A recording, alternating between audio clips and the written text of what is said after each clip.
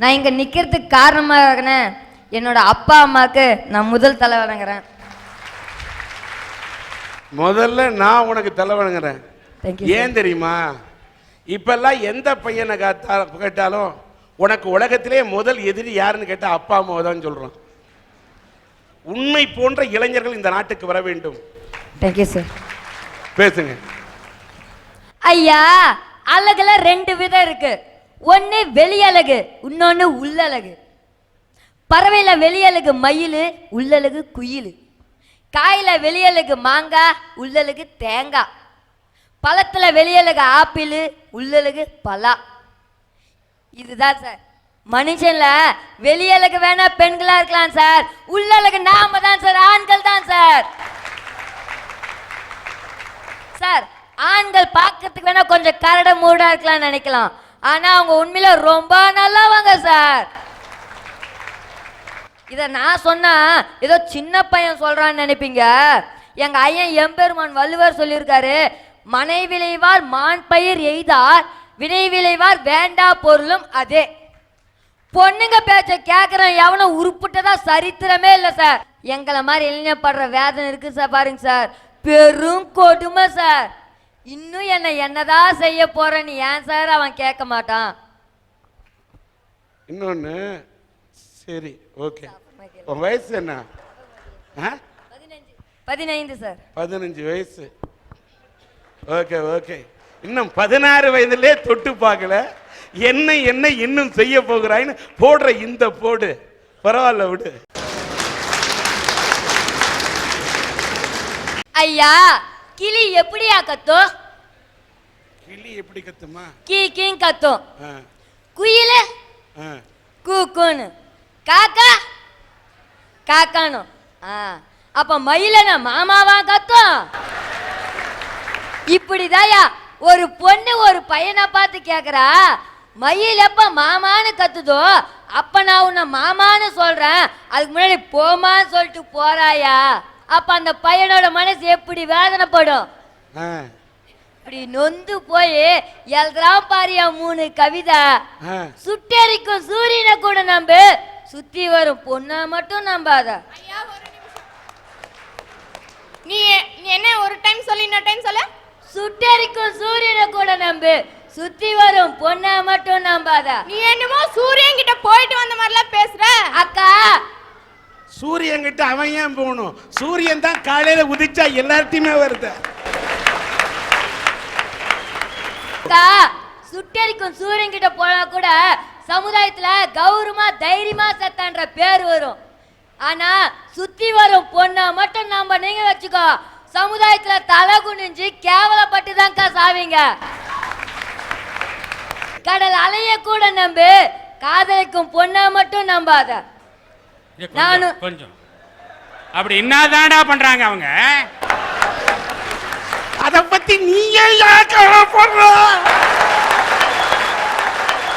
நான் உன்னை கண்ணுக்குள் வைத்திருந்தேன், ஆனால் நீ என்னை மண்ணுக்குள் புதைத்து விட்டாய். இதெல்லாம் யார் எழுதுறது? யார் எழுதுறது?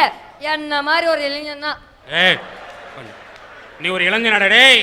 தாத்தா, டவுசர் போற வரையும் தான் நான் பையன், நல்லா பாத்துக்கோ. பேண்ட் போட்டுக்கிறேன்னா அப்ப நான் இளைஞன் தான். நிமிஷம்.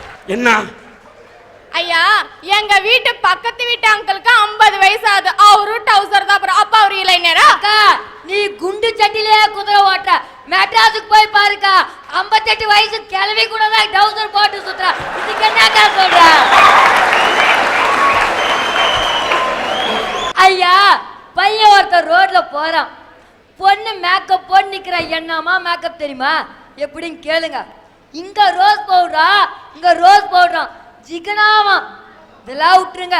கையில போற வலையில காதுல போட்டு வச்சுங்கிறாங்கய்யா. இதோட ஒரு கொடுமை, டேப்ப கூட கொஞ்சம் லூசா சுத்துவாங்க. இவங்க போற ட்ரெஸ்ஸுக்குது பாருங்க, எவ்வளோ டைட்டா போடுறாங்க. ஜீன்ஸ் பேண்டா, டி ஷர்ட்டா, இங்க ஒரு ஓட்டையா இங்க ஒரு ஓட்டையா. அந்த ஓசோன்ல இருக்கிற ஓட்டையை கூட அடிச்சுறா, இங்க இருக்கிற ஓட்டையை அடிக்க மாட்டேங்கிறாங்க. ஐயா, இந்த மேக்கப்லாம் எதுக்கு போடுறாங்க தெரியுமா? 4 பசங்க நம்மளை பார்த்து அழகா இருக்குன்னு சொல்லணும், நல்லா இருக்குன்னு சொல்லணும். இதை கரெக்டா புரிஞ்சுக்கிட்ட நம்ம பார்த்து என்ன தெரியுமா பண்ணுவாங்க? ஒரு பாட்டு பாடுவாங்க பாருங்கயா. நீ சிக்கனு கீரியே எனக்கு பக்குன்னு கீதுமா, ஹலோ. நீ டக்கரா கீரியே எனக்கு டார்ச்சலா கீதுமா. இப்பெல்லாம் பாட்டு பாடினா அந்த பொண்ணுங்க மனசுக்குள்ள ஒரு சந்தோஷம் இருக்கும், அதை வெளிப்படையாக காத்தாதுங்க. என்ன தெரியுமா சொல்லும், இவன் நம்மளாம் இப்படி பாடுறானே சரியான பொறுக்கிடி அப்படின்னு திட்டம். அதெல்லாம் வாங்கிட்டேன். அந்த பொண்ணு அதே மேக்கப்போடு அதே ரோட்டில் நிற்கிது. நாளைக்கு அந்த பையன் போகிறான், நம்மளுக்கு எதுக்குடா வம்புன்னுட்டு கம்முன்னு போனால் அந்த பொண்ணுங்க என்ன தெரியுமா சொல்லும், இவன் ரசிக்க தெரியாத வேண்டிய சரியான உம்மனா மூஞ்சிடி. ஐயா, இப்பெல்லாம் ஒரு நிமிஷம். நீங்க மட்டும் திட்டுறதே இல்லையா? அந்த பொண்ணு போயிட்டே இருந்ததுன்னா அந்த நாங்க உங்களை பார்க்கலனா பாடுறா பாடுறா போற வாயாடி கருவாச்சு இப்படி எல்லாம் நீங்க திட்டுறது இல்லையா? நாங்க உங்களை திட்டா நீங்க ஒரு டைம் இல்ல ஒரு டைம் செருப்பு கால் அடிச்சிருங்க. எந்த ஒரு பையனாச்சும் பொண்ணு திட்டான்ட்டு ஷூவா கால் அடிக்கிறானாக்கா நிக்கிறாங்க. ஐயா ஒரு நிமிஷம். நீ சொல்றியே நீங்க லவ் வந்து சொல்லும் போதே நான் உன்னை லவ் பண்ண மாட்டேன்னு சொல்லும் போது உன் மூஞ்சில ஆசிட் ஊத்துறேன்னு சொல்ற, அதே எந்த ஒரு பொண்ணு அது உன் மூஞ்சில ஆசிட் ஊத்துறேன்னு சொல்லிருக்காளடா? பொண்ணுங்க என்ன தெரியுமா நினைக்கிறாங்க, நம்ம பின்னாடி இந்த பையன் சுத்தி சுத்தி அவன் மூஞ்சி வெந்து போயிடுது, எதுக்கு இந்த மூஞ்சில இன்னொரு வாட்டி ஆசிட ஊத்துறதுன்னு நினைக்கிறாங்க. ஐயா பசங்க பொண்ணுங்களை கிண்டல் பண்றது இயல்பு, ஏன் இயற்கை குணம் கூட சொல்லலாம். பசங்களோட மானன்றது வீட்டுக்குள்ளார இருந்து வெளியில போற மாதிரி, பொண்ணுங்களோட மானம் எப்படி தெரியுமா, வீதியில போறவன் வீட்டுக்குள்ளார ஏற்ற போற மாதிரி. சமுதாயம் எப்படி தெரியுமா இருந்துச்சு, பசங்க பொண்ணுங்களை கிண்டல் பண்ற காலம் போய் பொண்ணுங்க பசங்க கிண்டல் பண்ற காலம் வந்துருச்சு. மகாலட்சுமின்னு சொல்ற காலம் போய் மாடர்ன் கேர்ள் சொல்ற காலம் வந்துருச்சியா? ஐயா ஒரு நிமிஷம் தம்பி, இந்தியா நாளுக்கு நாள் முன்னேற முன்னேற எங்களை மாதிரி இளம் பெண்களும் முன்னேறத்தான்ப்பா செய்வாங்க. அக்கா முன்னேறுங்க வேணாம்னு சொல்ல, பசங்க கண்ணில் மண்ணெல்லி போட்டு ஏன்க்கா முன்னேறீங்க?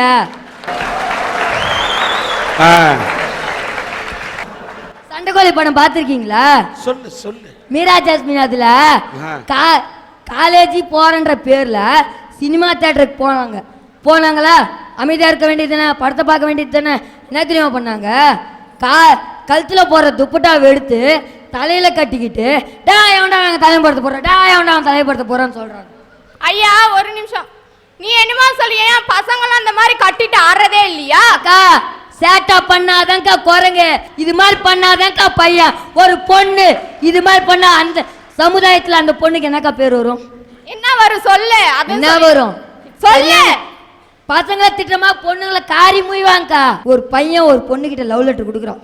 அந்த பொண்ணு என்ன பண்ணும், லெட்டர் வாங்கி படிச்சு பார்த்துட்டு உன்னா பிடிச்சிருக்கு உன்னா பிடிக்கலன்னு சொல்லிட்டு போயிடணும். அவன் என்ன தெரியுமா பண்ணுவா, 4 பேர் இருக்காங்க கூட பார்க்காம லெட்டரை வாங்கி கிழிச்சு போட்டுட்டு போட ராஸ்கல் உனக்குலாம் அறிவில்லையா, செருப்பாலை பின்ன உனக்குலாம் அக்கா தங்கச்சியோ பிறக்கலையான்னு கேட்குறான்.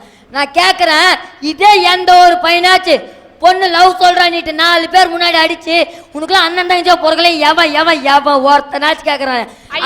நிற்கிறேன் இல்லைங்க.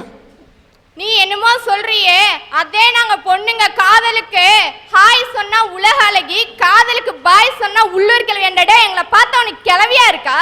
அக்கா காஞ்சி ஃபிஷ் காஞ்சி போனா கருவாடு, பிகரை நம்பி போனா திருவாடுக்கா. ஏய் நீ ரொம்ப பேசுற, திரும்ப திரும்ப பேசுற. நாய் கடிச்சா நடுவுடு, நான் கடிச்சுன்னு வச்சுக்க மவனே நேரா சுடுகாடு தான். தாத்தா எல்லாரும் அங்கதான் தாத்தா போகணும், எதுக்கு தாத்தா அதுக்குள்ள அவசரப்படுற, உக்காரு தாத்தா.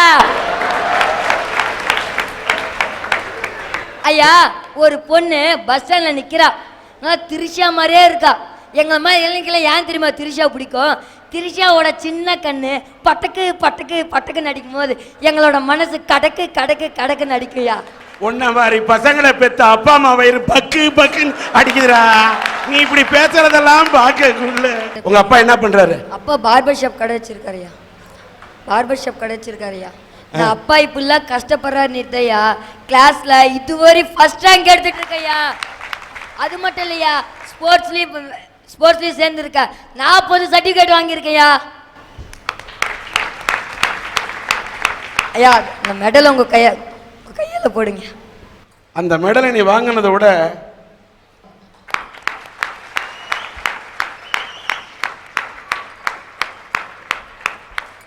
இதெல்லாம் மெடல். அதை விட உனக்கு நான் ஒரு வாழ்த்து மெடல் தரேன். என்னன்னா நீ சில பெண்களை சாடுகின்றாய். உன்னுடைய தந்தையார் செய்வது முடி திருத்தகம். அவர் முடியை திருத்த அவர் பாடுபடுகிறார். நீ சில பெண்களை திருத்த பாடுபட வேண்டும் என்று பேசிய இந்த கோணத்தில் எடுத்துக்கிட்டா ஓகே. ஆனால் பிஞ்சிலையே படுத்து விடக்கூடாது. சில பெண்கள் அப்படி இருக்கலாம், எல்லா பெண்களும் அப்படி நினைக்க கூடாது என்பதற்காகத்தான். ஆனால் நல்லா பேசின இந்த அறிவு கூர்மையை பெண்களை சாடுவதற்கு மட்டும் பயன்படுத்தாமல் இந்திய நாட்டை முன்னேற்ற வேண்டும் என்று நாளைய வருங்கால தூணாக நீ இருக்க வேண்டும்.